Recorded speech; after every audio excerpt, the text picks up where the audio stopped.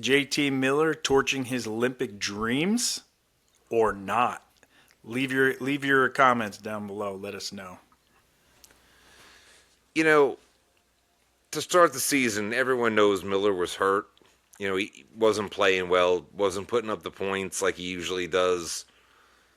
So, like, a lot of the speculations going on now, like, is he going to get left off the Olympic team, this, that, and the other thing? Like, last 2 weeks, I'll tell you one thing, JT Miller's really played really well, like, with the exception of the Chicago game the other night where nobody played well except for maybe Lafreniere's one of the only guys and the goaltender. That's a crazy thing to say that Lafreniere is like the top dog. You know what I'm saying? No, he did play well the other night, though. He was noticeable. Like, he was the only player that was noticeable. I have to say, though, he's getting really better. I think he's been given a little bit more freedom to kind of just play because he's very good at controlling the puck, I noticed, down low. He's very good. He's a big guy. Yeah. He's been good in the corners. I know that.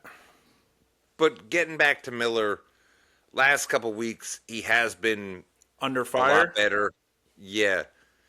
Obviously, tonight came through with a big game. And, I mean, you talk about an awkward situation going back to last year with all the awkwardness we dealt with. How awkward would that be if Sullivan's the coach and he leaves him off the team? You know what I mean? Like, yeah. Like last year, for instance, there was a lot of people that said Kreider should not have been on that team last year, the Four Nations. Right. Tage Thompson from Buffalo should have been on the team. Now, there's a couple guys that have already been named to the team. I believe the announcement's going to come late to the end of the month, who's actually on it.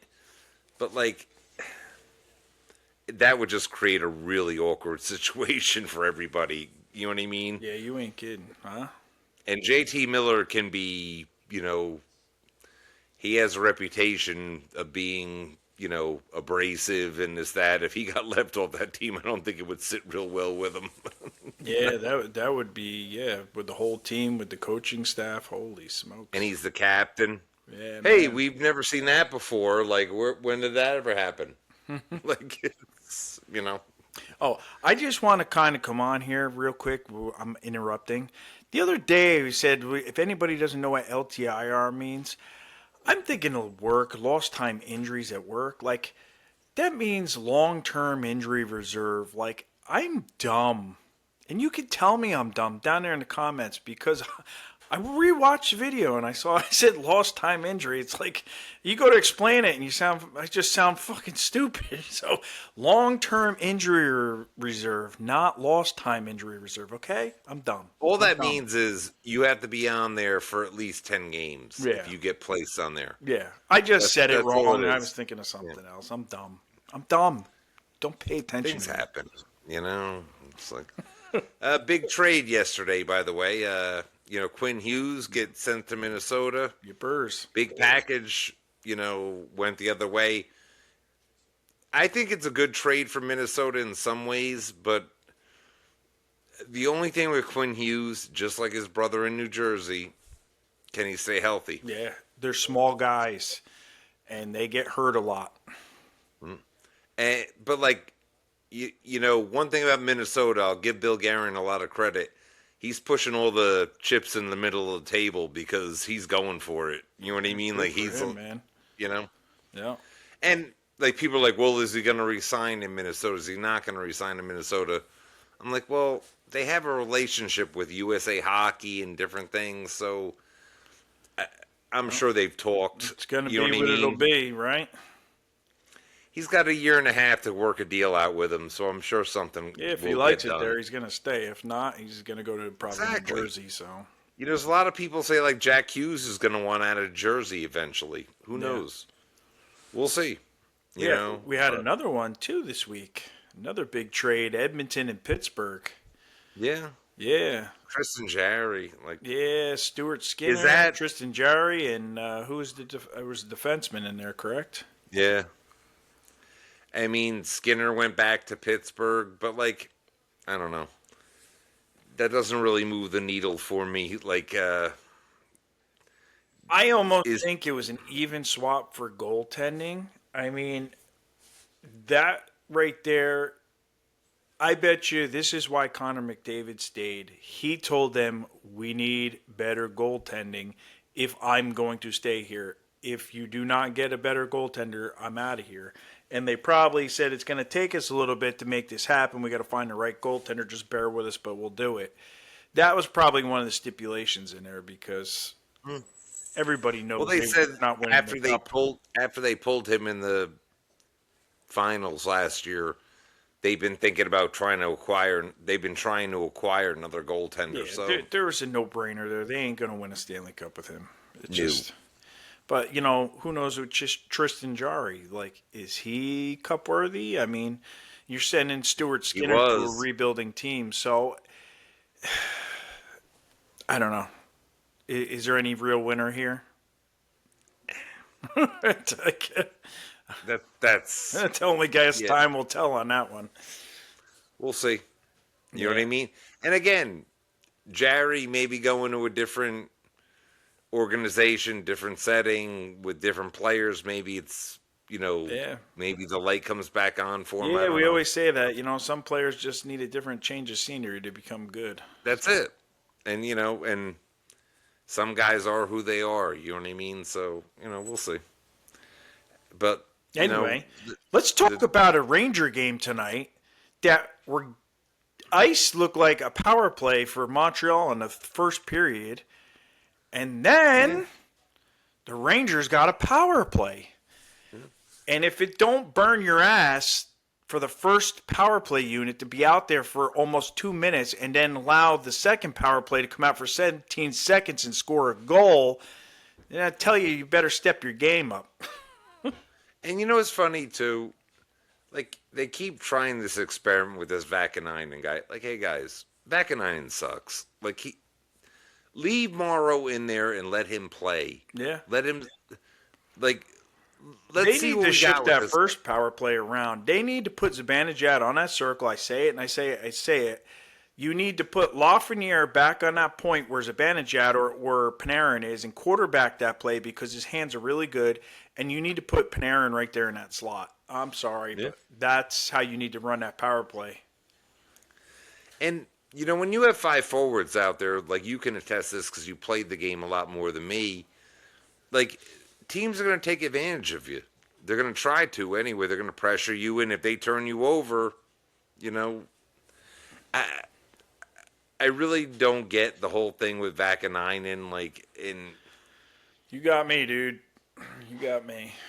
And Sullivan's up there. Oh well, he needs to be more physical. He needs this. Like, dude, the guy sucks. Like, let's just let's cut bait here and just put him on fucking waivers and get him out of here. Like, come on. I was man. almost coming on here tonight to say, you know what? I don't know how many times we got to see this again where the Rangers take periods off and then they come out sucking and lose a game before these guys realize they got to get rid of some of these players. These defensemen what's are funny? terrible. The Rangers have to. Balaket said this the other day, and he's 100% right. The Rangers have to buy into we cannot play run and gun hockey. We can't. Because they're not good enough. Nope. Like when they play with some structure and do some things, They're they can do phenomenal, some yeah. good things. But like when they get into this up and down game like they did with the Montreal, like that has a lot of skill opening, you're down 3-0. I know. Like I think what changed that game was that penalty shot. Panarin getting that penalty shot, that changed the whole dynamic of the game. and they got that power play goal from the third line. Yeah. That Look at that. A line that works really hard. Laba, Cooley, and Berard. Shocking. And then, and Dave Maloney said it. He goes, we need some goals from the big guys. You need goals from Panarin or And not Miller Panarin, Zibanejad. came out with a big goal there. Yeah, Miller, and then and not even 10 seconds later, Miller scores a goal, and you're like, there you go. So, and then he gets a game winner tonight, which was really good. And it's like when you see guys like Kachuk play when they're hurt. They want to do some things and but they just can't. I think early in the season, Miller just couldn't physically engaged and that kind of stuff. I don't know what was wrong with him. He looks Because better the on the NHL, ice. they never tell you anything. It's lower upper body injury. Yeah. Like, you could cut your leg off and it'd be like, oh well, it's a lower body injury. You know It's what I an mean? upper body injury and his leg's missing. It's terrible, but Hey, man, you know what? I hate when they take periods off. It makes me so angry to watch some of that dumb crap. But you know what? They didn't give up, and that was pretty good to see. When it went down 4-2, and it was at the third period, I was like, "Oh my God, here we go!" done. Yeah, and then they tied it back up again. I was very surprised. So And that's one thing I really like about this coach. I think they play really hard for him. yeah, Which is a good thing. So, but I'd still like to see a little more youth on this team. And Yep. I mean, we're 29th in the league in scoring. Hey guys, you got this kid down in Hartford. Give him a call. Yep. Get him up here. Plus we got You know what I mean? Matt Rempe. I think is going to be in against Anaheim. Yes, maybe. Yeah, they say he's close. Yeah, So. they said he wasn't going to play tonight, but he was practicing. He was doing full contact, so that means that he's like he's in the next game. He's going to play against Anaheim, I think. And then the return of Chris Kreider and Jacob Trouba, and then the next game is against Vancouver, JT Miller's old team. So you got two big games coming in here.